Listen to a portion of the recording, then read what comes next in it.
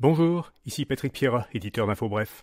Cet épisode du balado InfoBref vous est offert par le service d'hébergement web Planet Hoster.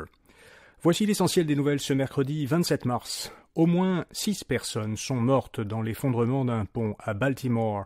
6 ouvriers qui travaillaient sur un pont de la ville au nord de Washington sont présumés morts. Le pont de 2,6 km s'est effondré hier en quelques secondes après avoir été percuté par un porte-conteneurs qui serait tombé en panne et aurait été porté par le courant. Le transport maritime à destination et en provenance de Baltimore a été suspendu jusqu'à nouvel ordre. Le secrétaire américain au transport, Pete Buttigieg, a prévenu que l'effondrement du pont aura un impact important et prolongé sur la chaîne d'approvisionnement américaine. Le gouvernement Legault songe à interdire les initiations dans les universités.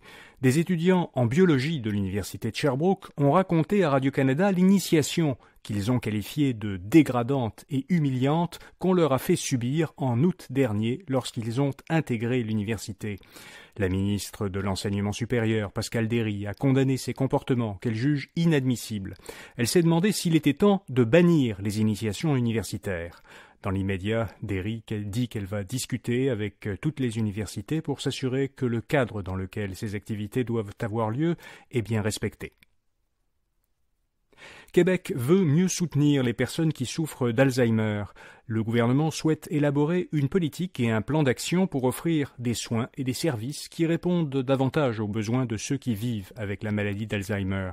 Ce plan viserait à améliorer la qualité de vie des personnes touchées par la maladie et à renforcer la capacité de détection, de diagnostic et de suivi par les équipes de soins.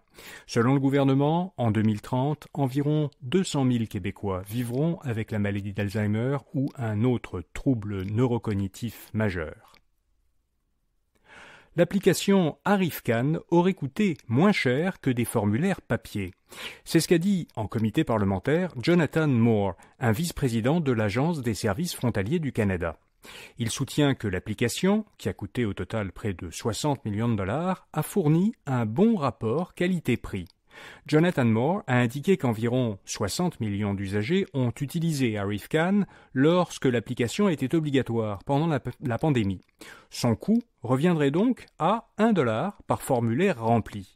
Or, selon lui, si toutes ces personnes avaient dû soumettre leurs renseignements sur papier, cela aurait coûté 3 $ par formulaire. Un mot maintenant de notre commanditaire, grand partenaire d'InfoBref.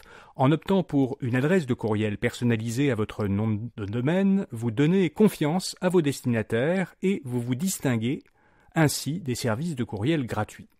Planet Hoster vous permet de créer un nombre illimité de boîtes de courriel pour seulement 9,99 $ par mois, en profitant d'une protection anti-spam et d'une confidentialité absolue pour vos échanges. Découvrez l'offre The World à planethoster.com ou en suivant le lien au début des notes de cet épisode.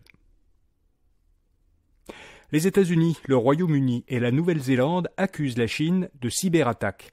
Le gouvernement américain a inculpé 7 pirates informatiques qui sont, selon Washington, parrainés par le gouvernement chinois. Ces pirates sont accusés d'avoir visé des entreprises et des élus américains qui avaient critiqué la Chine. Le gouvernement britannique a, lui, dénoncé des cyberattaques menées contre des élus et contre la commission électorale du Royaume-Uni. Londres a sanctionné une entreprise technologique et 2 ressortissants chinois. De son côté, le gouvernement néo-zélandais a affirmé qu'un groupe de pirates affiliés à Pékin était responsable d'une cyberattaque contre le Parlement de Nouvelle-Zélande. Le Canada doit rattraper d'urgence son retard de productivité. C'est ce qu'a dit hier, lors d'un discours à Halifax, la première sous-gouverneure de la Banque du Canada, Caroline Rogers. Elle a souligné que la productivité du Canada est en retard par rapport à d'autres pays. La productivité horaire des travailleurs canadiens était à 88% de celle des travailleurs américains en 1984. En 2022, elle n'était plus qu'à 71%. La numéro 2 de la Banque du Canada explique cette régression par l'insuffisance d'investissement qui pourrait servir à améliorer la productivité. Près d'une PME sur 4 s'est endettée pour rembourser l'aide reçue pendant la pandémie. Selon un sondage que la Fédération canadienne de l'entreprise indépendante a mené auprès de ses membres, 23% des PME canadiennes ont emprunté pour rembourser leurs prêts du compte d'urgence pour les entreprises canadiennes. Ce programme était offert aux PME et aux organismes à but non lucratif pendant la pandémie. Il donnait droit à des prêts sans intérêt pouvant aller jusqu'à 60 000 $. Les PME qui ont remboursé avant la date limite du 18 janvier ont pu conserver en subvention une partie du prêt d'un maximum de 20 000 $. Le gouvernement fédéral a octroyé un contrat de 19 millions de $ au chantier maritime Davy à Lévis, sur la rive sud de Québec, pour faire des travaux initiaux en vue de la construction de 6 nouveaux brise-glaces.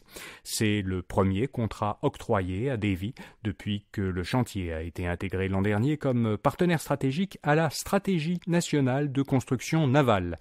Ce programme de plusieurs milliards de dollars vise à renouveler les flottes de la garde côtière et de la Marine royale canadienne. Parkland, une entreprise de Calgary qui exploite un réseau de dépanneurs et de stations-service, a mis en vente 157 de ses commerces dans 6 provinces canadiennes. Ces sites sont exploités sous des enseignes telles qu'Ultramar et Chevron. Un peu plus du tiers, soit 57 de ces commerces, sont situés au Québec. L'entreprise explique que les emplacements qu'elle met en vente ne correspondent plus à ses objectifs de croissance et que les vendre lui permettra d'optimiser son réseau. Un peu plus de 21 millions de passagers ont transité par l'aéroport international Montréal-Trudeau l'an dernier, soit 32% de plus qu'en 2022 et 4% de plus qu'en 2019. C'est la première fois depuis la pandémie que le nombre de voyageurs à l'aéroport dépasse le niveau pré-pandémie. Le PDG d'ADM, Aéroport de Montréal, souligne que la croissance enregistrée l'an dernier dépasse celle des autres grands aéroports canadiens. Voilà, vous savez l'essentiel. Exceptionnellement, parce que je serai en voyage pendant une semaine, il n'y aura très probablement pas de bulletin audio, info bref, actualité et affaires pendant quelques jours. Je serai de retour au micro au plus tard mercredi prochain, le 3 avril. Merci de votre compréhension et bonne fin de semaine de Pâques.